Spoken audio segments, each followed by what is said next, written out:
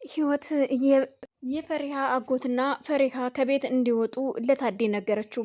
ታዴም እኔ ትናንትና ትንሽ ስለደከመኝ ስላመመኝ ነው እንጂ ያው የፈሪሃ አጎትም አጎቷ ነው፣ ፈሪሃም ፈሪሃ ነችና ወዴት መሄድ አይችሉም ይላታል።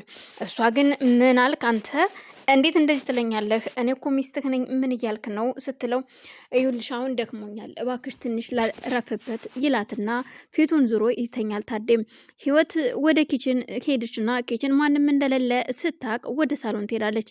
ሳሎን ስትሄድ በአጋጣሚ የፈሪሃ አጎት ቁጭ ብሎ ነበር። እሷ ቁማ እየተናገረችው ደሞ አንተ ተደላርለህ እቤቴ ቁጭ ብለሃልሳ ለምንድን ነው የማትነሳው? ተነሳና ፌስታልን ሰብስብና ሂድ ከዚህ ቤት ውጣ ስትለው የፈሪሃ አጎትም ከማዳመጥና ከመስማት ውጪ ምንም ነገር መናገር አልፈለግም። ዝም ብሎ ያዳምጣት ጀመር። ህይወት እንደፈለገች ስትናገር ዝም ብሎ ዱላውን ከመሬቱ ጋር እየቀጠቀጠ ይመለከታት ጀመር። በዛን መሀል ፈሪሃ ትመጣለች። ፈሪሃ ስትመጣ ያየችውንና የምትሰማውን ነገር ማመን ያቀታታል። ቆይ ምን እየተካሄደ ነው? ምንድን ነው? አዎ አንቺም ሆንሽ አጎትሽ ከዚህ ቤት ውልቅ በሉ፣ ፌስታላችሁን ለቃቅሙና ስትላት፣ እዩልሽ ህይወት አንቺ ስላልሽኝ ሳይሆን ከመናና ከታዴ ነው ይህንን ነገር የምጠብቀው። መናና ታዴ ከዚህ ቤት እንድንወጣ ከጠየቁን እንወጣለን። አንቺ ግን አይመለከትሽም። ከዚህ በኋላ ምንም ነገር እንዳትናገሪ በማለት ስትናገራት፣ ህይወት አንቺ የተረገምሽ ገረድ ግርድና እንጂ ሌላ ምናለሽ እዚህ ጋር? ስለዚህ ግርድናሽን ደግሞ አልፈልገውም። ከዚህ ቤት ካጎትሽ ጋር ትሄጃለሽ ስትል ጸጉሯን ትይዛታለች በንዴት። እሱም ግንፍል ሲልበት ህይወትን በዱላ ይመታታል። ዱላው ሲመታት ህይወትም ጩኸቱን ታቀልጧለች። ስጮህ ሁሉም ተሰባስበው ነበረ ወደ ሳሎን የሄዱት። ወደ ሳሎን ሲሄዱ መና ታዴም እንዲሁም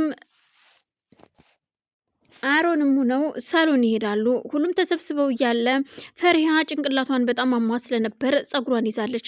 ቆይ ምንድን ነው? ገደሉኝ፣ ለሁለት ተረባርበው አባትና ልጅ ደበደቡኝ በማለት ስትናገር፣ ይኸው ምንም አልነካዋትም፣ ትንሽ ነው ነካ ያደረኳት።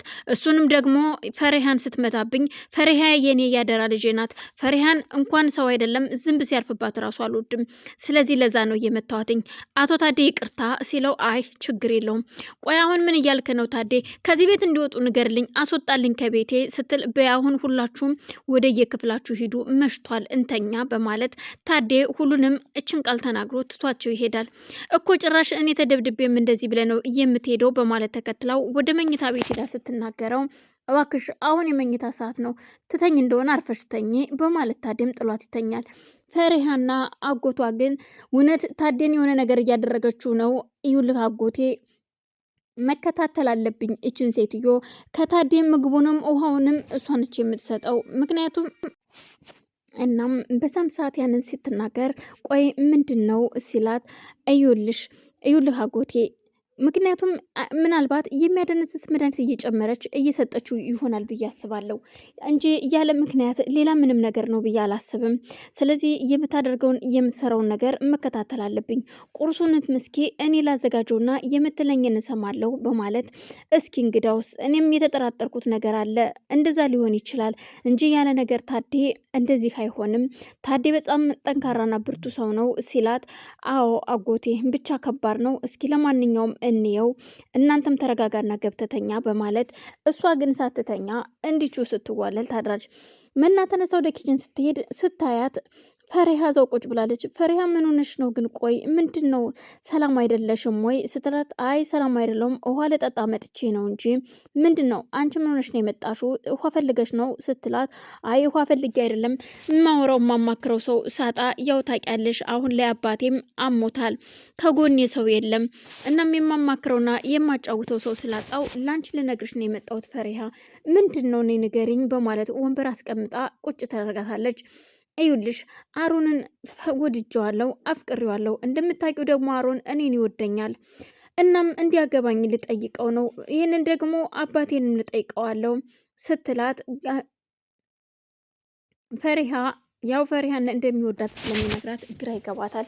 ቆይ ምን እየተካሄደ ነው ያለው ግን ይሄ ነገር እንዴት ነው ነገሩ በማለት ግራ ተጋባሽ። ቆይ ምን ሆነሻል ፈሪሃ? እኔ እኮ እያናገርኩሽ ነው ግን አልቸኮልሽም? ይሄ ነገር ትክክል ነው ወይ በማለት ስጠይቃት አይ አልቸኮልኩኝም፣ ምክንያቱም ሰው ያስፈልገኛል።